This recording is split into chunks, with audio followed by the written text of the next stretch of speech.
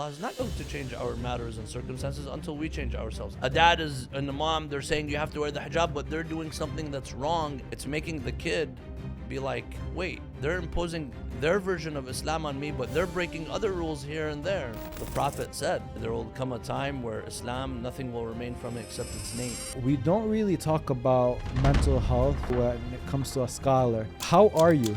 I probably haven't told many people this, but What traits are for someone to be a scholar? I think some people get too caught up with the speaking culture. You get fame of you're a speaker right now. They think that you just go and study a few months. It doesn't work like that. I need Shahr Ramadan right now, like I need that spiritual cleanse. I'm guessing that's the case for a lot of people too. They're really deep in the hole. They're kind of discouraged because how deep in the hole they are. What can we do in Shahr Ramadan to kind of get out of that? The beauty with our faith, Allah subhanahu wa ta'ala never shuts the door in anyone's face. When it comes to doing a good deed, don't have the all or nothing attitude. You couldn't read the whole juz'ah? Read a page. The hadith of Rasulullah sallallahu alayhi wa sallam, Imam Ali asked him, what's the best deed? What's the best thing to do during the month of Ramadan? He tells him. Before we start today's episode, I just wanted to thank you for taking the time out of your day and giving this podcast to listen. And I also wanted to remind you that the only way this podcast will ever grow is with your support and with your help. So subscribe to the podcast, like this video, and now let's get the show started. Welcome aboard Middle East Airlines. والمتوجهة إلى طيران الشرق الأوسط يرحب مدينة القدس العربية. Sayed Saleh, Assalamu alaikum wa rahmatullahi wa barakatuh. how are you? Alhamdulillah, alhamdulillah rabbil alameen. Sayed, Thank you for having me. Of course. Ahla wa sahla. Sayed, I always like to start things off with an introduction now, but I usually don't introduce the guests. I let the guests introduce themselves in a self-reflective form, if you would call it that. And that's when you look in the mirror, who do you see? Wow, that's a very deep question, mashallah. I like to see myself as a person on the path of seeking knowledge and on the path of helping others and serving the religion of Islam and the Ahlul Bayt in what I do. This is what I aim to do. Now, whether that is the reality of who I am or not, Allah knows. I ask Allah subhanahu wa ta'ala to continue to guide me and help me to be in that path where I could seek knowledge, become a better person, and also try to help out and bring people to Islam and to the teachings of the Ahlul Bayt and the religion of Islam in what I do. That's beautiful. The podcast is called Not From Here because me and you originally aren't from here. Well, I'm interested in how you ended up in America. That's a good question. So our family, the Qazwini family, we're a big family, my uncles, my father, but it starts with my grandfather, Ayatollah Sayyid Murtada al-Qazwini, who is actually the Imam of the Haram of Imam Hussein right now. He leads prayers in the shrine of Imam Hussein, and he does tafsir Quran.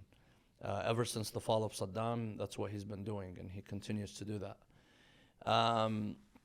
My grandfather ended up in Los Angeles, California in the 80s. He was invited for a conference, several conferences, and then he was asked by the community in Los Angeles, California, to lead the community. So he was the first from our family to come here to America, and he established Islamic centers, schools, organizations, and then he slowly started bringing his sons, who my father at that time was studying in Qom, and my uncles as well. They were all students in the seminary. So he started bringing them one after the other. And then slowly, each one, I lived in San Diego. I grew up in San Diego. Were you born in America? No, I was born in Iran. Okay. I was born in Iran while my father was studying in Qom. My family is originally from Iraq, from Karbala, but they left in the 70s due to the persecution and Saddam. And the family moved to Kuwait, and then after the revolution in Iran, they moved to Iran. And then from Iran, it spread out.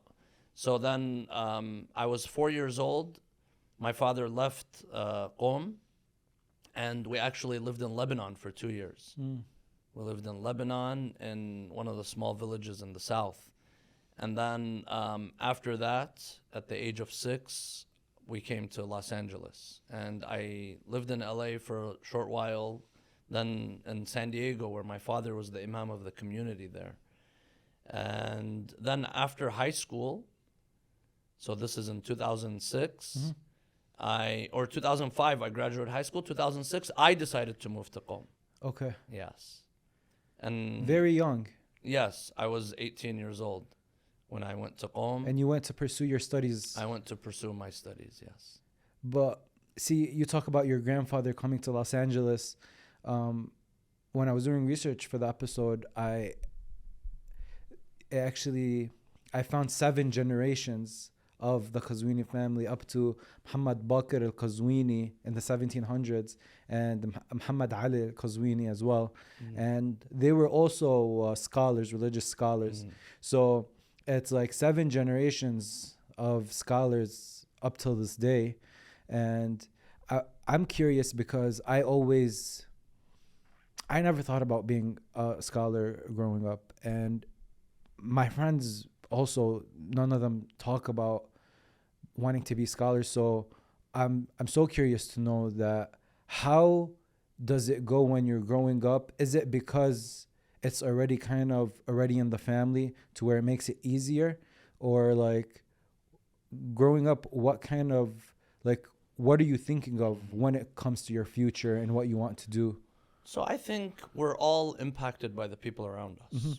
This is something natural. Yes. And as for me, when I was growing up, I was surrounded by my father and my uncles and my grandfather, who this is all that they're doing. So you're maybe it's by accident or whatever it is, you're just learning. You're learning and you're following and you're being inspired.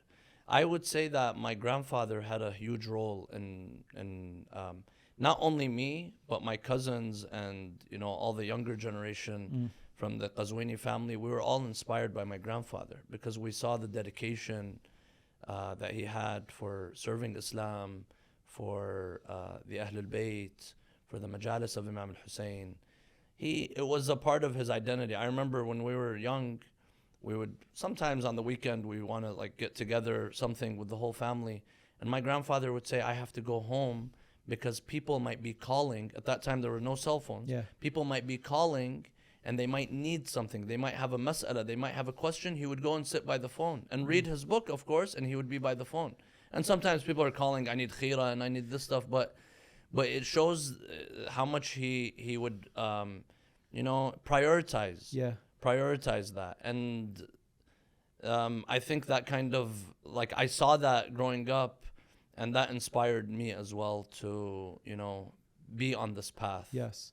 So when you go to Qom to study, is there a part of you that says maybe I stay in Qom and just live in Qom, or you knew from the beginning that I'm going to come to study, I want to come and I want to do changes in the community in the United States? The Quran, there's a verse in the Quran, it says فَلَوْلَا نَفَرَ مِنْ كُلِّ فِرْقَةٍ مِنْهُمْ طَائِفَةٌ لِيَتَفَقَّهُ فِي الدِّينِ. Allah says, let there be a group of people, during the time of the Prophet, let there be a group of people that come, learn about religion, and then go back and tell their people. So the whole purpose of studying is to come back and tell people. I never, from the beginning, I was planning from day one that I will come back and I will serve Islam in one way or another. Now, I didn't really have my life planned out. I didn't know what was going to happen. I left San Diego. I ended up coming back to Michigan. So that was not in the plan, but that's something that just ended up happening.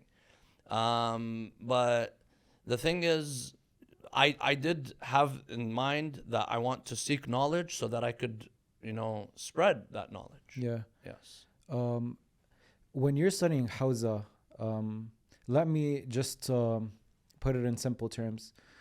You're studying Hawza and I'm studying at Wayne State, for example, at any university.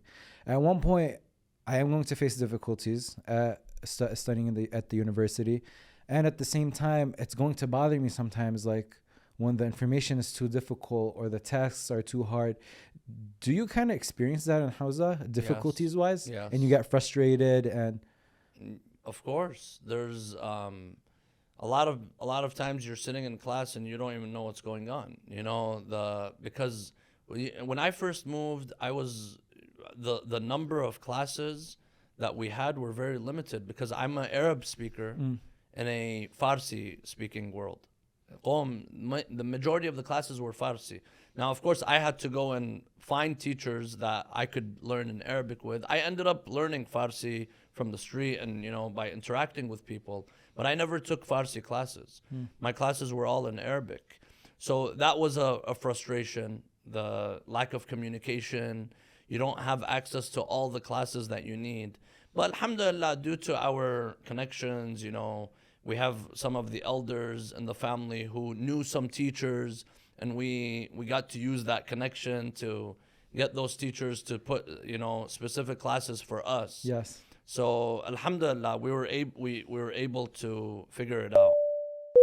1 in 3 adults report not getting enough rest or sleep every single day. One of the reasons why that happens is they simply don't know. You think you're getting 7 hours of sleep when you're probably getting between 5 and 6. And how much of your sleep actually helped you recover? I struggled with my sleep for a very long time until I started wearing Roop. With detailed analytics of how much sleep did I have, how many hours did I spend in my deep sleep or light sleep, to how well my body is recovered. Take control of your sleep and try Whoop out for yourself. Go to join.whoop.com/notfromhere and try it out for a month for free. And now, back to the episode. Do you feel pressure in those moments of frustration to where I moved from America to come to Qom, I'm studying, very rich lineage in the family with scholars, and everyone gets these moments where like they want to kind of give up, or at least it comes to their mind. Did you kind of feel that pressure in that way? I mean, I did, but not really. I was content over there. I was, there's a great pleasure in life when you know that you're reading the books, the ahadith of the Ahl al-Bayt, and you're learning the fiqh, and every day you're learning something new. Yeah. And then you're also, the beautiful thing about the Hawza is that, see, I went to U of M, Ann Arbor, and I also went to Wayne State to get my master's, and I saw teachers in the West, and I've seen teachers in the Hawza. Yeah. The teachers in the Hawza, it's not just the knowledge that they're teaching you. It's just by sitting with them. You sit, you see the humble teacher, he comes, he sits on the floor, and we're all sitting on the floor. We open the book, and we're learning the ahadith and the words of the Ahl al-Bayt. One of my favorite classes was a class on Al-Kafi. Al-Kafi is one of the most important books of hadith for the Shia. We have 4 books. This is one of them by Al-Kulayni, and it was like a class where you sit and you talk about the hadith. That's one thing. Every hadith it goes, the topics are constantly changing.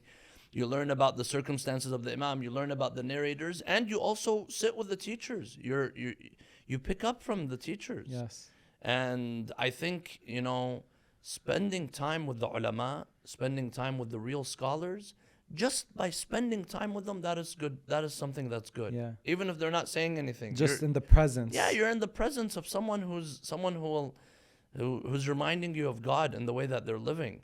So I didn't ever feel like I want to leave. I had to, when I left after 7-8 years, that was because my circumstances changed.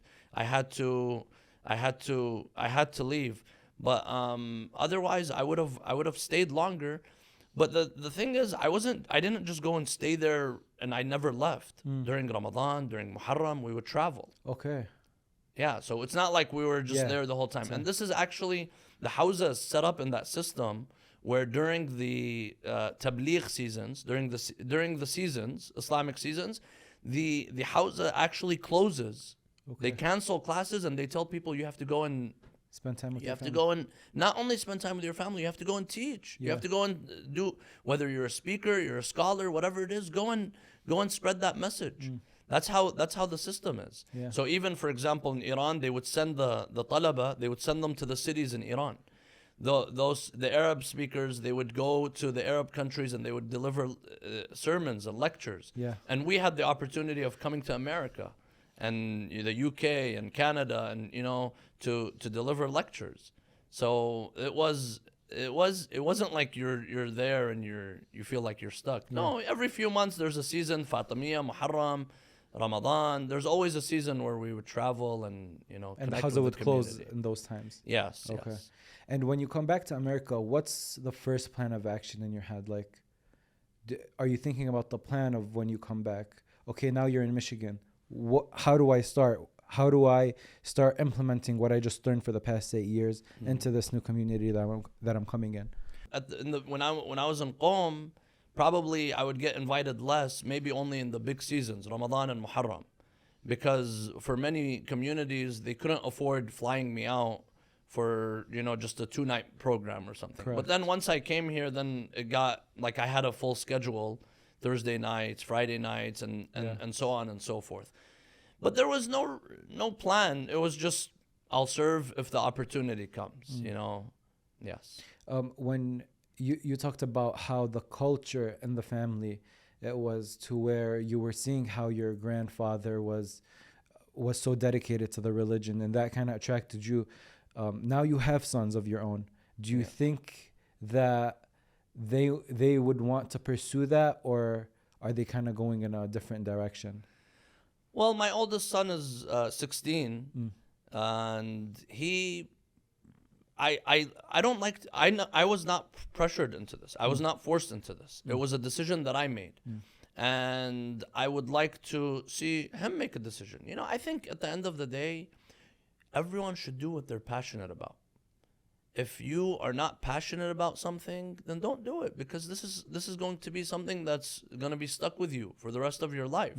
I see some people, they go into medicine or they go into law or they go into engineering, and then after a few years they're like, I didn't really like this. My parents pressured me to do this. Are you able to pick up on that when someone, maybe a random person, comes and tells you like, hey, I want to become a religious scholar, I don't really know what to do with my life? Can you pick up on the people that are, because not everyone can be a scholar, it takes you've been explaining how much dedication that it needs to, and passion to go into something like that. Are you able to pick up on people that are going into it or trying to go into it, and maybe they're doing it because they don't know what to do? Like, what traits are for like someone to be a scholar? Well, I think it requires sacrifice. It requires leaving your family. It requires spending time and something that you're passionate about. You have to be passionate about Islam and the teachings of the Ahl Bayt. You have to be patient. It requires patience. I know some people, they go to the Hawza for a few months and they end up coming back. So they can't, it requires time, it requires dedication, it requires years. Even I feel I did between 7 and 8 years. I feel like that's not enough, but there's some people, they just want to I think some people get too caught up with the speaking culture. Yes. You get fame of you're a speaker right now, and then they think that you just go and study a few months or you just start speaking. It doesn't work like that. Seeking knowledge requires time, it requires patience, it requires dedication, but I also encounter many of the brothers and even some sisters that are dedicated, and I tell them, start a plan. Right when I went to the Hawza, we didn't have access to online classes. We didn't have all these online seminaries. So what I tell people is, the early classes, you don't need to go and put your life in difficulty and go in either in Qom or Najaf or Karbala or these places. Do the muqaddamat here. Do the muqaddamat in the comfort of your home. Yeah. Now this is good. It's a good because it's widely accessible to everyone, but it's not good because you're not getting the culture of the Hawza. Of course. You're not getting the interaction with the teacher. You're sitting in front of your computer and you're watching. Yeah. So you need that. You kind of need the interaction as well. Yeah. But some people, it's not easy for everyone to just pick up and go. So I tell them, listen, at the end of the day, seeking Islamic knowledge is a virtue in itself. Seeking knowledge in general is a virtue, and Islamic knowledge is even greater. Yeah. So even if you're not planning on being a scholar or delivering lectures, learn the knowledge. Tafaqquh fi din. This is something that is very important for every Muslim. Every person in the community, I tell them, you need to learn, especially things that concern you. Of course. Yes. And you mentioned a nice point about how a lot of people want to go grasp that fame and be a speaker. And it's interesting how like the evolution of distribution of Islamic knowledge became, because now in recent years, you are seeing that these big religious scholars are taking to social media and starting to posting informational videos. When was that? And you do that a little bit too. Where was that moment for you where you were like, yeah, I think I need to implement this in my day to day as well?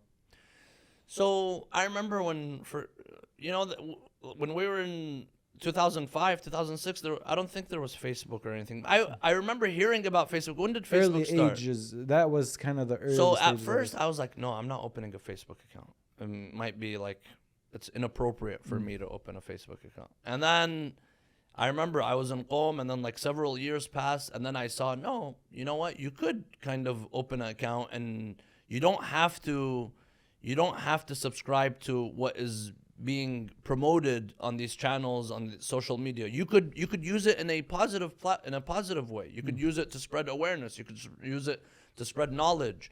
And then several years later, I did open, and that's all I mainly. I don't post a lot of personal things. Correct. Like the food I eat, Of or course.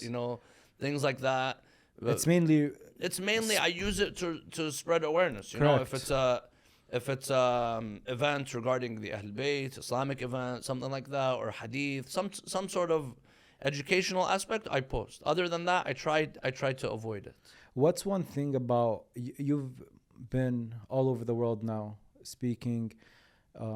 What, with your interactions with the Muslim community, what is something that they're struggling with? What bothers you about the Muslim community? Like, I wish as a whole we can change like this one thing. So this is a general question, but I think in America, I think a lot of people, I see that there's an identity issue where there's slowly disattachment with the religion of Islam. Maybe the Muslim culture is still there, but the essence of Islam is kind of fading away.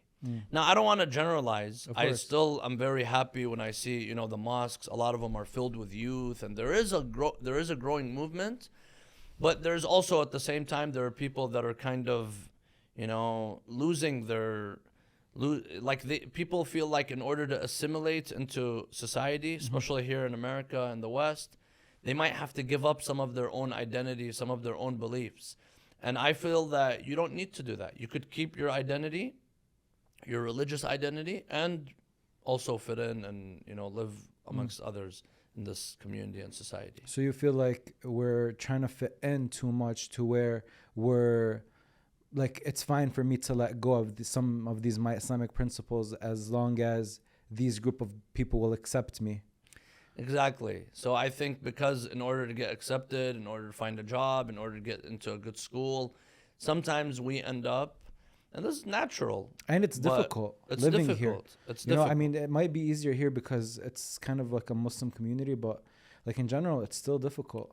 Of course. I mean, when I went to high school, I was very small minority. I remember when we used to drive around in San Diego and California, if we see a lady wearing hijab, we'd be like, oh, muhajjaba. It'd be like, this is nice, Here, everywhere you go, it's become something very common. Yeah. Halal food, access to resources. But I think there's also, a lot of issues that right now, in this last 10 years, have infiltrated the thought process and the thinking, the identity struggles, gender issues, what's being taught in the school. You feel like you have to accept that which might go against your beliefs in order to be accepted. Yes. And I feel that this is kind of growing in some communities with some people, And this is a danger, because you're slowly, yes, I'm proud of Islam, I'm proud of my religion, Ramadan, all these things I do, but then I'm slowly turning away from the essence of these teachings and these beliefs. And it's become something which the Prophet said, where there will come a time where Islam, nothing will remain from it except its name. The mosques, their looks. Yeah. The Quran is just a book that is, we know about the Quran, but we don't really know the Quran. How do you feel when you see these problems in our community? I feel like we need to work. There's just a lot more for us to do. Where do we start? We start with ourselves. And then we try to, have that go to others as much as we can.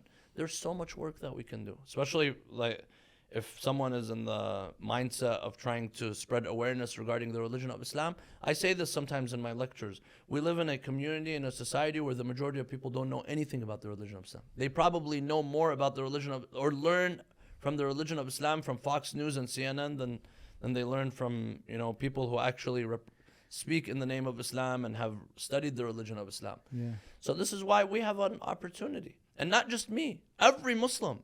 Because your neighbor is watching you, your coworkers are watching you, your classmates are watching you, your teacher is watching you. People are watching us. But that gets difficult for the people that are trying to fit in. Like, I'm thinking about how are they going to start working on themselves if they themselves feel like they're in a very deep hole that they don't even know they're in. Well, one thing great about this country, and your podcast is about immigrants. It's a country that accepts, generally speaking, accepts minorities. They're tolerant of others. I feel more accepted in America than probably in some Muslim countries walking around with a imama. Really? Yes. There's some places I can't walk like this. Muslim countries. But here, there's no, I don't feel like my life is in danger. Yes, maybe there were some times right after 9/11, there's something that happened where there was a little bit of fear in the community, but generally speaking, we don't have that. So I feel like we could be better Muslims here than probably in another place. What's the shame in getting up and, for example, you're in the airport, right by the gate is about to take off, you're about to board, you stand to the side and you pray. Yeah, that's normal now. That's normal. In fact, I've done it, and I see people, they come and they tell me thank you. This is actually something very good. Sometimes it takes a person to see you do it to be like, oh, I can do it too. Yes. And then they go to their corner and they do you it. don't have to go and make make a big deal right in the middle of everyone. Go to an empty gate. I always do it. You go to an empty gate, you stand in the corner where you're not bothering anyone. How long does your salah take? And if you're traveling, it's qasr. Yeah. So it's these are all things. Now halal food is easily accessible. Now, a lot of things to be a Muslim, it's not that hard. This is why Imam Zayn al-Abidin alayhi salam, the fourth Imam of Ahlul Bayt, who actually today, the day we're recording this, Yes. is the day of the birth of Imam Zayn al-Abidin alayhi salam. And the 5th of Sha'ban, Imam Zayn al-Abidin, he heard someone saying, Ajib, I'm surprised at the one who makes it to paradise, but I'm not surprised at the one who falls in the hellfire. He's surprised when someone makes it to Yeah, paradise? I would be shocked if you actually pass the test and you go to paradise. Imam Zayn al-Abidin, he replied, he says, لَيْسَ الْعَجَبْ مِمَّنْ نَجَى كَيْفَ نَجَى وَأَمَّا الْعَجَبْ مِمَّنْ هَلَكْ كَيْفَ هَلَكْ مَعَ سَعَةِ رَحْمَةِ اللَّهِ. He says, I'm not shocked at the one who passes the test. I'm shocked at the one who fails the test with the great mercy of Allah subhanahu wa ta'ala. It's that easy for us. It's very easy. I mean, it's not that easy, but it's... Yeah, we shouldn't make it more difficult than it seems. I do think that a part of it is overcomplicating it, and you see this in our community as well. Like we talk about the people that are deep in the hole, don't know how to come out. On the other side, there's people that think that they are too good, and they want some, and they make it seem like it's very difficult, and you still have a long way to go, and it makes those in the hole feel like they're even deeper in that hole. When it comes to Allah, I always tell this to people. Allah looks at everyone and judges everyone based on their own standards. Allah is not going to judge me to you, compare me with you. Allah is going to compare me with someone, or Allah knows Allah is going to look at me for who I am. Yeah. And we all have faults, and we all have strengths that Allah subhanahu wa ta'ala has given us. And I think we all go through problems, and we compare ourselves to others a lot, to where, like, I don't know what problems you've been through in your life, and maybe you get judged differently than I am going to be judged because I went through different problems. Exactly. And with that being said, I wanted to ask you, we all go through problems in our day-to-day life, and when I go through a problem, I go talk to my friends about it. I ask the people around me. And it's kind of normal for me to talk about the struggles and the problems that I'm going through. But we don't really talk about mental health when it comes to a scholar, to a religious scholar. And you're a type of person that sees a lot, you go through a lot. You have a lot of work to do. You're involved in these big projects in the community. How are you? I probably haven't told many people this, but I really get impacted if I hear a bad story, a lady calls, she's struggling in her marriage, or a guy has an issue, something like that. And when they come and they tell me their stories, it really bothers me. And like, even my wife, sometimes she tells me, like, after I get off the phone, she's like, that really, like, she's like, I could see it in your face, But I think that at the end of the day, we need to turn to Allah subhanahu wa ta'ala. And we need to remind each other to turn to Allah subhanahu wa ta'ala. And this is why the beauty of Islam is that it's not just go pray once a week. Yes. You need to pray 5 times a day. You need to constantly put your head on the ground and do sujood to Allah subhanahu wa ta'ala. Yes. And this is what the solution is, what God tells the Prophet. Allah tells the Prophet, we know that what they say hurts you. فَسَبِّحْ بِحَمْدِ رَبِّكَ وَكُمْ مِنَ السَّاجِدِينَ. Glorify your Lord and do sujood. Allah says, we know that what they say, نَحْنُ نَعْلَمْ that what they say is bothering you, so do sujood. So turn to Allah subhanahu wa ta'ala. Now, of course, turning to God, you tell someone who's having mental health breakdown, you tell them turn to God, they might not like that. But that is one of the greatest solutions. And then, of course, there's also others. I remember a couple of months ago, there's an Imams Council here, Sunni and Shia Imams. They gather, and we had a therapist, a psychiatrist. He came and he spoke about the Imams that are going through mental health issues. And it's very common sometimes because you're exposed to all of this. Yes. Probably all of these stories, and it might have an impact on your life. How do you deal with it? Okay, there are, turning back to Allah subhanahu wa ta'ala, but are there practices that you do personally to maybe offload some of that stress and some of those problems that you hear of? So I think you need to just kind of don't focus, like, give yourself a break.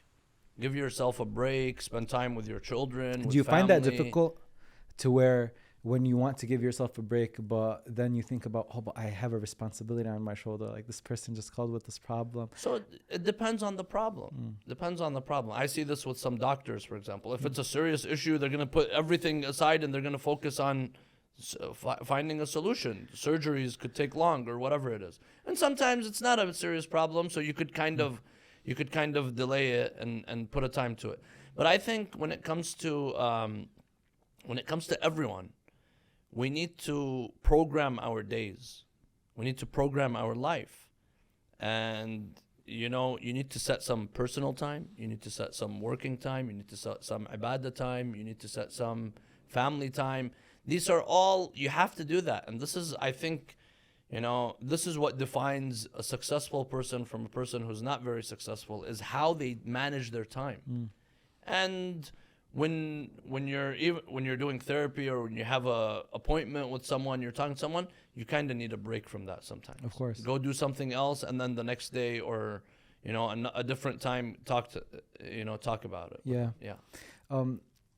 there are times where, like, times in our lives we go through this to where sometimes we are in these difficult situations that we're just talking about, but then one interaction with someone kind of makes us forget about all of that and reminds us like, oh, that's why I did this in the first place. You know what kind of interactions I'm talking about? It's like you're going through all this trouble, and then one person explains to how they got better in their life after listening to something that you said or imitating something that they saw you do. Talk to me about an interaction like that. There was one that actually happened yesterday. There is a lady, she has so many questions about the religion of Islam, non-Muslim. She has a full notebook of questions. And she's like, I want to see you. I said, okay. So we set up an appointment, and she's reading them one by one, and she's taking her time. Then she's like, I need another session, and a third, and a fourth, and a fifth, and a sixth. And then like some of the questions, like one question after the other, and sometimes it's like going back and forth. So then I was like, Are they complex questions? They are. It was everything, everything about the religion of Islam. And then like halfway through, I was like, so are you convinced? She's like, yeah. Do you want to be a Muslim? Not yet. I'm not sure. Like, I believe in it, but I don't want to, something like that. And that kind of frustrated me. And I was like, should I even do more? Should I even, this is just taking my time. I'm leaving. I'm doing this. But yesterday we had a session, and at the end she said, I want to be a Muslim. Oh, wow. Yeah. So that was, that was something that was a big deal. Like when she said that, I was like, it was all worth it. Alhamdulillah. Yeah. It was all worth it. All these hours that we spent. And actually tonight she wants to declare her Shahada. Wow. At our program in Mecca. That's at the so center. nice. Yes. How do you feel when someone tells you that they want to join Islam, and you know that, of course, God guides everyone but you know that He guided that person using His vessel, which was Sayed Saleh in that moment. How do you feel?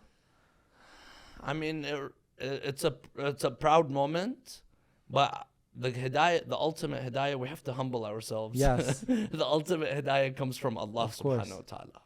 إِنَّكَ لَا تَهْدِي مَنْ أَحْبَبْتَ. You don't guide the one who you want. God is the one who guides. Of course. We just try our best. And this is why whenever I get an opportunity like this to give a lecture or say something where you see that probably at that moment you're not going to get anything back. But you say, let me do this. Let me do this. Who knows? Maybe someone's going to listen to this podcast and it's going to change their life in one way. Maybe someone's going to listen to this lecture.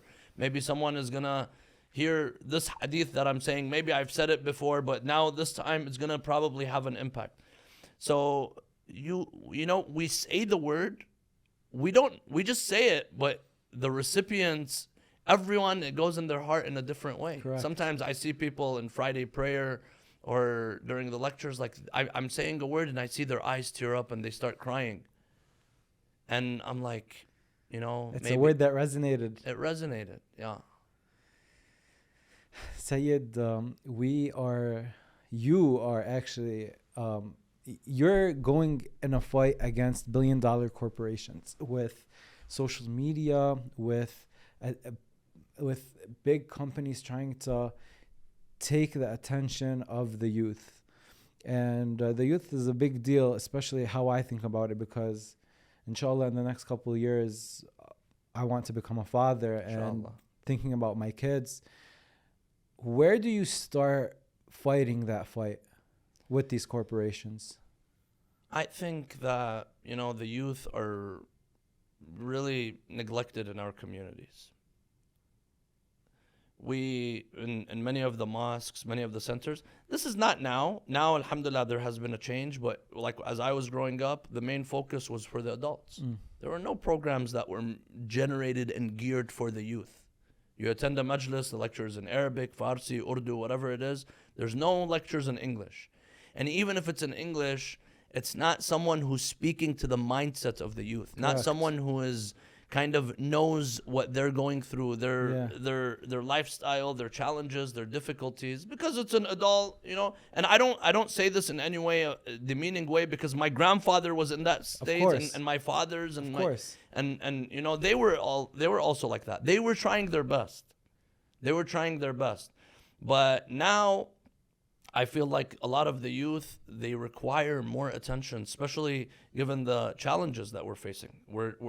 We're competing with multi-billion-dollar corporations, TikTok, Instagram, Twitter, all these things. So now we have to think outside the box.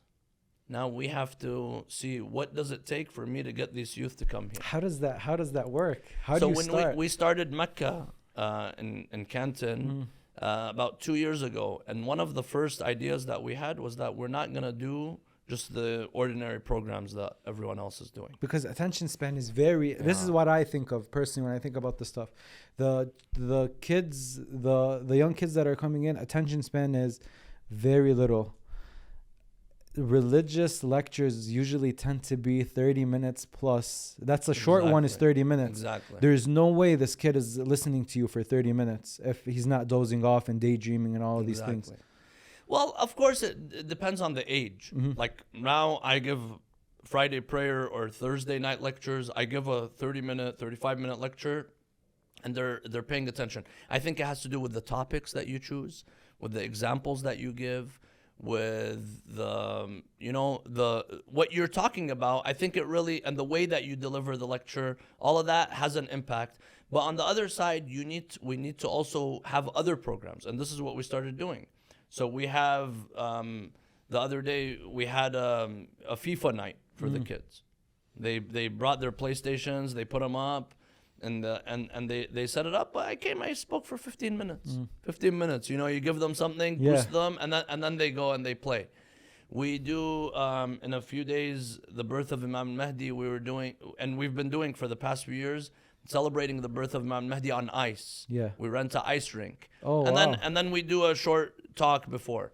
In the summer, we have a program called Snack and Chat, where the kids they play soccer, sports, and then we get them like before Maghrib, like half an hour before Maghrib, we do a talk. And a lot of the talks, they shouldn't be speaking at the kids or lecturing the kids. It should be a discussion. Correct. So you have to kind of, they want to say something too. And you have to give them the opportunity to say what's on their mind, to listen to them, because communication is both ways. Communication is not just lecturing. Communication is listening. And when you begin to listen, then you will begin to understand, and you will begin to be able to fit the needs of the youth. But having said that, we're still lagging. Yeah. We're still lagging, and there's so much more that we could do. What topics do you think are attracting the youth the most? I mean, like when you want to prepare a lecture, or no, okay, we're talking to the youth today. What kind of topics come to your mind and be like, oh, these might be interesting for them? so we have to address contemporary current issues. Like, for example, this is something I really focus on during Ashura, because that's the time that you have the majority of so many people coming.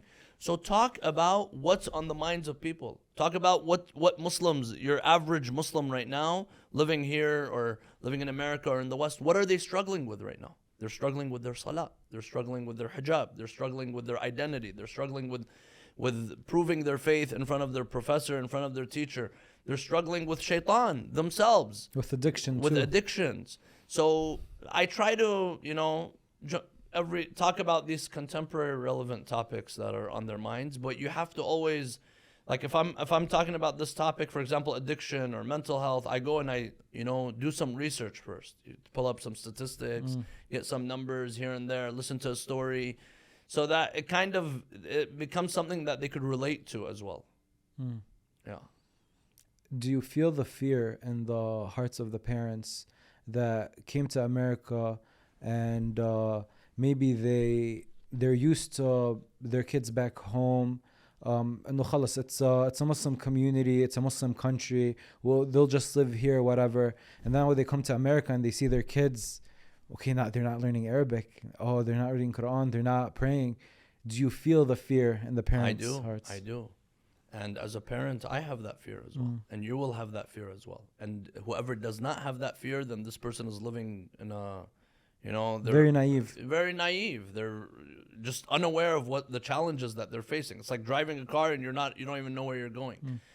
So this is very natural, and I see that. And we have, for example, a Saturday school, Sunday school. We have these youth programs. Parents, they come and they make sure that they bring their kids. Some parents, they're kind of late in that. Some parents are a little bit, maybe like they have shortcomings when it comes to that. But I do see the fear. I do see the fear in the hearts of many of the parents. Do you think some of these parents, I don't want to say it's their fault, but is it their fault? Or a part of it is their fault when these kids do these bad things? I wouldn't say it's their fault because, you know, we're living in an atmosphere, in a society where you have to constantly work. You have to pay the bills. You can't, even though we have 24 hours a day, but we feel like there's no time. Exactly. It's a very busy And lifestyle. There's no time, like it's really difficult. And I see some parents that have gone through trauma. They've faced, you know, there are some serious problems out there. And I wouldn't necessarily blame the parents. Maybe partially their fault, but also the internet, the social media, the schools, the bad friends, all of that has an impact as well. I asked that question because just like the kids there's a lot of distractions for them. I feel like the parents, there's a lot of distractions for them. Exactly. I think you see it a lot where materialistic things have become a necessity for a lot of people, and when your brain is kind of stuck on this materialistic stuff, it has to take away time from an effort from somewhere else if you're just focused on the material. You know what I mean? It definitely does. It definitely does. And that's why we need to reassess, what is my priorities in my life? Is it money? Is my end goal money? Because money, at the end of the day, when I die, I'm not taking that money with me. But my kids are going to walk over my grave. My kids are going to... Are my kids going to know how to recite Surah Al-Fatiha, or are they not going to know how to recite? Are my kids going to know how to pray? What's the legacy that I have left? Have I passed on the religion? So these are... some parents, they're just too caught up in this American dream and the pursuit of the American dream and the distractions that this dunya offers, where they kind of forget their most important responsibilities. But then there's others who know they don't, but then they still find a struggle with their kids because the kids have friends, the kids are in school. And you mentioned the struggles at the beginning, where the struggles that we're seeing in the society, that you're seeing in the schools. Exactly. Once your kids grow a little bit older, you don't have control. When your kid is in middle school, you can't really tell them, talk to this person and that person and do this and do that. You have to have started that earlier. And if you didn't start it earlier, or if you have to have, you know, kind of strengthen the foundations. And if you didn't, then it could slowly derail. I was speaking with my mom about this a couple of days ago. She was just having a conversation. She was telling me that a lot of people she knows that are very religious, their children are taking off their scarves and are like caught up in some very bad stuff. And I just asked her, like, are these friends strict? And she was like, I mean, yeah, to a certain extent. And I'm like, okay, so if a parent is strict, that might lead the children to go to the opposite way. So, okay, you're too strict. Now I want to do exact opposite of what you want me to do when I have a chance. And now you just said that in middle school, you kind of don't have control over what they do anymore. And at the other end, you can't be too loose with the kids because you do not know where they end up after that. So I think it's the battle to find the balance, Exactly. kind of. And I don't know where we can even start finding that line to where, okay, I'm not too strict and I'm not too loose. So I think there are some parents that are strict and they didn't lose their kids. So it's not, I don't know if it would be good to just say all strict parents end up, you know, because, for example, say some parents, when it comes to their kids' schooling, they're very strict and their kids end up becoming successful. Yes. Their kids end up scoring really well on their SATs, getting into medical school, whatever it is, and it's because their parents were strict. But I think it just matters on how and what the parents focus on. Because some people, they focus on the appearances, but the actual essence is not there. For example, you have to wear the hijab. What is the hijab? I don't know what the hijab is. Come and explain the hijab first. Or a dad and a mom, they're saying you have to wear the hijab, but they're doing something that's wrong, and it's making the kid be like, wait, they're imposing their version of Islam on me, but they're breaking other rules here and there. So then it kind of makes the kids lose trust in their parents. And so lose trust in the faith lose along trust the in way. the faith as well, because this is how they define the faith. It's something that I'm being yelled at for.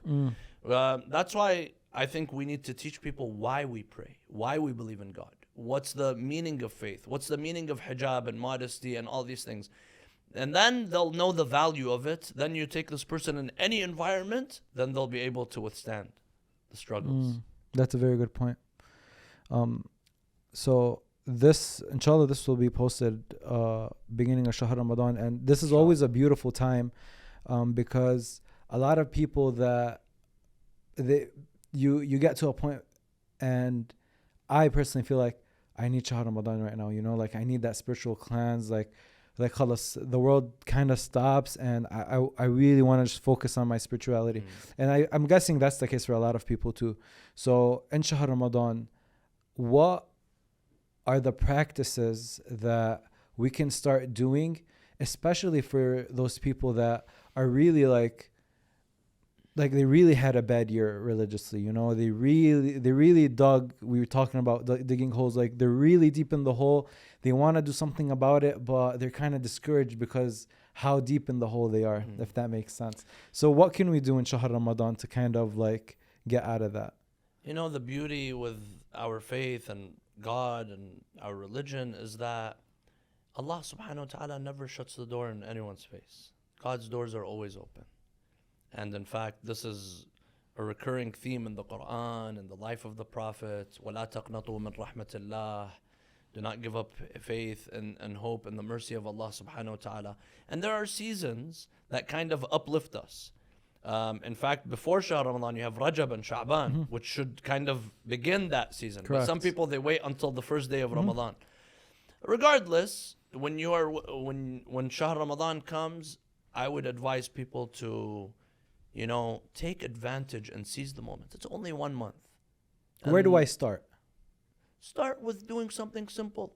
Start with anything that you feel brings you closer to Allah subhanahu wa ta'ala. Maybe it's an act of community service. Shahr Ramadan, when we're fasting, I know some people, they come and they come to the masjid a little bit earlier and they just stack the chairs. That's they feel like that's what they're doing is good for them.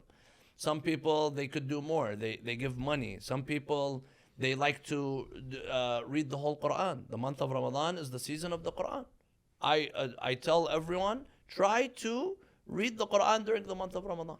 If you read a few pages after every salah, or one juz'ah, there's 30 juz'ahs in the Quran. If you read a full juz'ah a day, you would have read the whole Quran. You can't read Arabic, listen to it being recited, but keep your eye on the words.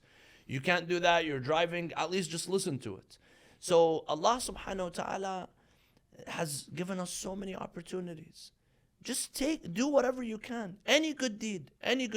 The month of Ramadan, the Rasulullah says, أَنفَاسُكُمْ فِيهِ تَسْبِيحٌ. Even when you're breathing, Allah will reward you. نَوْمُكُمْ فِيهِ عِبَادَةٌ. When you're sleeping, God will reward you. So imagine if you were doing something good. How much reward would that be? So I would always tell people to seize the moment. It's only 1 month. And who knows if we're going to be alive the next month of Ramadan. Of course. And we are in need of turning to Allah subhanahu wa ta'ala. We are in need. Now there's multiple ways where we could get closer to God. Community service, socializing, visiting your family, taking care of your parents, doing something good for your neighbors. And then there's also an aspect of ibadah. The month of Ramadan is the season of worship. So I would recommend people to, pray Salatul Layl. Pray the midnight prayer. It's only 11 rak'ahs. 11 rak'ahs. You do 4 prayers like the Fajr prayer. These are called the Nafilat al-Layl. And then you do Shaf, which is also a 2 rak'ah prayer. And then one rak'ah, al-Watr. Allah subhanahu wa ta'ala talks about this in the Quran. وَالْفَجْرِ وَلَيَالٍ عَشْرٍ وَالشَّفْعِ وَالْوَتْرِ. Meaning Allah swears by the greatness of these two, الشَّفْع and al-watr. You couldn't do the 11, just do the 3. You couldn't do the 3, just do the 1. The one thing I always tell people, when it comes to doing a good deed, don't have the all or nothing attitude. Do even a little. You couldn't read the whole juz'ah? Read a page. Read 10 pages. Read a little bit. You couldn't read the whole dua Abu Hamza? Dua Abu Hamza is a beautiful dua that is recited during the month of Ramadan. Read 1 page. Read 1 page and contemplate about it. Thursday nights, read dua Kumail. You can't read the whole thing, read 1 page. Of course, this is how you start, but eventually you kind of have to start. It's like getting ready to run in a marathon. Of course, I've never ran in a marathon, but you have to start slowly. Yes. Eventually, you see that you'll be able to do more. A lot of people build some very nice habits during Shahr Ramadan, because it's that time where they start doing like this a good transformation spiritually, and then Shahr Ramadan ends. How do you kind of use that momentum that we get in Shahr Ramadan and carry it to our day-to-day life? So this is very natural. We all have that. After Shahr Ramadan, we feel, we slowly, if those who are reading the Quran every day slowly find themselves kind of skipping, and then it kind of gets a little bit less. The Salat al-Layl, attending the masjid, listening to lectures, doing these things. This is natural. But this is why in Islam we have these seasons. You have, for example, after Shahr Ramadan, you have the Hajjah comes, 2 months later, you have the month of the Hajjah. This is also the 10 days, the first 10 days of the Hajjah are a very holy time. You have then Ashura comes, and then you have, for example, Arba'in of Imam al-Hussein, and then you have the birth of the Prophet. There's always, and then I would always tell, I tell people that at least if you couldn't do it every day out of the week, take advantage of the Thursday nights, Laylatul Jumu'ah. The Friday, this is a holy time. Friday is a holy day. And this is why Thursday night, as soon as Maghrib hits, then you are actually officially in Friday. This is why it's called Laylatul Jumu'ah. And it's a very rewarding time. And there's a hadith that says that Allah subhanahu wa ta'ala sends an angel that comes down to earth. And he calls out, Ayna at-ta'ibun, Ayna al-mustaghfirun. Where are those that seek to repent? Where are those? Until Fajr, the angel is calling out. And we have that opportunity at least Thursday nights. You couldn't do it every night, at least take advantage of 1 night a week. A lot of what you're saying is do something, but don't wait until you feel like you're capable of reading the whole Quran. Exactly.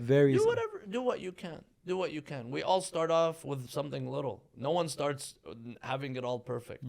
It's steps towards, spirituality. Some people, they feel as spirituality is like a light switch. Suddenly you have it. Yeah. No, you won't have it. You need to work on yourself.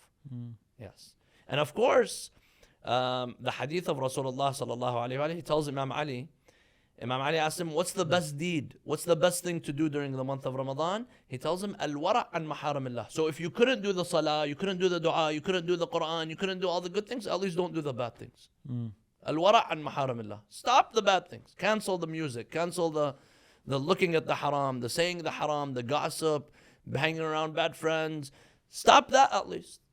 Sayed, if you were to ask me, for example, what is the best way, if you were to ask me what's the long-term goal of this podcast, I'll probably be able to tell you everything that I want to do in my career and where I want this to go. But if I ask you, what do you want at the end? What plans do you have? What are those things that you want to accomplish? So, I would like to improve myself as an individual, because every day that passes is a day that's gone. And if I don't become a better person tomorrow and the day after, then that means I've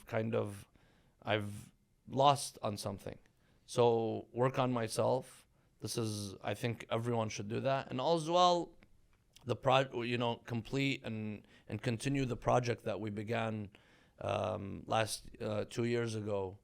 And alhamdulillah, now we purchased a piece of land, and we're planning to build a community center that will focus on the youth and focus on the younger generation, and try to bring people closer to the religion of Islam, so people feel proud of their faith, not just associate and identify with their religion, but actually feel proud of being a Muslim. And if we're able to guide one person, if we're able to at least set the foundations so that this could be a future place that becomes a hub for learning about the religion of Islam, for guiding people to the path of the Ahlul Bayt and the path of Rasulullah and the Islam, then this is something that is great in itself. Yes. So you want to focus on building a community, bringing people to Islam. What's one thing that we didn't talk about today that you think we should have? I would maybe, inshallah, by the time people are listening to this, the situation gets better, the political situation, Palestine, what's going on right now in Lebanon. That is also something that is hurting a lot of people as well. Maybe we're just watching, we're not there, but we're also being hurt. Yeah. You watch people that you love, people that you identify with, innocent people, human, even if they were whatever religion they were. You watching that being taking place, and the Western world and politicians and democracies, they're all silent. They're all living as if everything is normal. When you see this, you say, where's the justice in the world? Where's the adala? Yeah. Is this the justice that they've been telling people about? That this is justice, and you could reach a perfect society? This is not justice. And this brings us to a topic and a discussion and a person who we all are waiting for, and that is the Imam of our time, Imam al-Mahdi al-Muntadhar. Because when you see people who claim to defend human rights, and they claim to give democracy and give rights to the animals and the colored people and the women and the men and the everyone, but then they're seeing the oppression that's taking place and they're being silent, you know that this is all hypocrisy. Yeah. The moral compass is not what it looks like. The moral compass is missing. It's thrown out the window, and that should make us even pray harder and pray stronger for Allah subhanahu wa ta'ala to hasten the reappearance of the Imam of our time. Some people don't think that their prayers matter. They don't feel like prayers do matter. Like a person here says, okay, let's say I pray for Palestine. This was a discussion, like it's been going on for like 3 months now, but even before, it's like, yeah, but even if I pray, like I'm just one person, like that's the whole world is talking about this issue. Is what good is my little prayer gonna do from my small apartment? We should never give up hope and faith in Allah subhanahu wa ta'ala answering our prayers. Allah subhanahu wa ta'ala changes things. But we have to also, some people, they think that prayer is also like a light switch. As soon as I pray, things are supposed to get better right away. No, prayer is a process. It's we need to, what have I done? Did I just pray, or did I actually do something? This is one. What are you supposed to do? What are you supposed to do? Raise awareness, talk, call your politicians, do whatever it takes. Why is it that the state of Palestine is in the way that it is right now from 1948 until now? Because the Muslims haven't done anything. They're divided. Today you see Muslim countries, neighbors who are around Palestine, they're the ones who are shipping and supporting Israel. Yes, so that's true. So when you see that, what are you supposed to say? What are you supposed to do? But at least we need to do our part. We need to do our part as a community, as a ummah, and we need to remind people that إن الله لا يغير ما بقوم حتى يغيروا ما بأنفسهم. Allah is not going to change our matters and circumstances until we change ourselves. And this is the same with Imam al-Mahdi as well. But we need to kind of, change that mindset. Some people, they only pray when like they're not even connected when they're praying. Yes. So, but we need to also surrender to the fact that Allah tests us, that there's a philosophy, there's a reason behind everything. But at the end of the day, Allah promises many times in the Quran, وَالْعَاقِبَةُ لِلتَّقْوَى وَالْعَاقِبَةُ لِلْمُتَّقِينَ. The ending is for those who are with God. It's sad because you kind of, we come to this country and it's made to feel like this is where the justice is, and if someone stole from you here, you can go and you file a lawsuit and the system here will take care of you. And then you see that it's very selective what they choose to support and what they choose not to support. And it goes back to even the mainstream media. What the Wall Street Journal said very recently, that Dearborn is the jihad capital of the United States. Like, that stuff is, it's not hurt. Like, I personally wasn't hurt, but the damage that something like that does to a whole community, it kind of gives people that are looking for a reason to hurt this community a free pass. Like, even if someone was like sitting there and debating, like, should I really conflict this damage on this community or think about hurting someone in this community, and then you see something as big as the Wall Street Journal says, yeah, but that's the jihad capital. But think about it with the cup half full. Look at it as an opportunity. Look at it as, now we need to kind of control the narrative. Mm-hmm. That's why something like this podcast, for example. And that's, now you are controlling the narrative. That's one of the goals. And we need to seize the opportunity. Amir al-Mu'mineen, he says, انتهزوا الفرص فإنها تمر مر السحاب. Take advantage of an opportunity because it passes like a cloud. So even right now, this is an opportunity for us. When we look at a bad situation, that's actually an opportunity for us to prove ourselves. That's an opportunity for ourselves to bring awareness, to change, to speak out, to do something.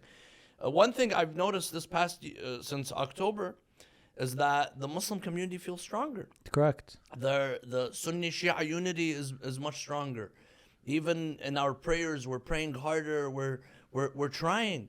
So yes, I know thousands of lives have been killed, and we're crying for them and we're saddened for them, but there is a positive that comes out of every situation. We are reminded of this every year. Ashura, Imam al-Hussein was killed. Is there a calamity greater than the son of Rasul, the grandson of the Prophet, being butchered by Muslims? There's no calamity greater than that. But look at how many millions and millions of people are guided every year as a result of Imam al-Hussein being killed. It's an opportunity. And the Ahlul Bayt seized that opportunity. They used it as an opportunity. And you know what? Whenever something bad happens, you have to use that as an opportunity. Look at the Jewish community, the Holocaust, and you hear about it until today. Now you're always hearing about it. You're always hearing about it. How many Holocausts have Muslim communities experienced? Oh. How many massacres and genocides have Muslim communities experienced? We don't talk about it. Yeah. So we need to bring awareness. We need to talk about these type of things. Let us unite. Let us focus on that which unites us and raise awareness, and you will see change, inshallah. I love what you just said, because I do really think that we do really need to get stronger. Like, we can't keep being like complacent and okay, just let me live my life as I am. Like, no, like, you have to go out and you have to show the beauty of your culture and the beauty of your religion, because that's the only way you're going to prove these billion-dollar media outlets wrong. Exactly. And these corporations, these individuals, they have money, but they don't have the iman. They don't have the faith. When you have the faith, you have something that is so much stronger and more powerful than what all these people have. Yes. Thank you, Sayed Saleh. This was a very nice conversation. You're welcome. I really enjoyed it. Bless you. Thank you so much. Keep us in your dua. Thank of course, you for having you too. me.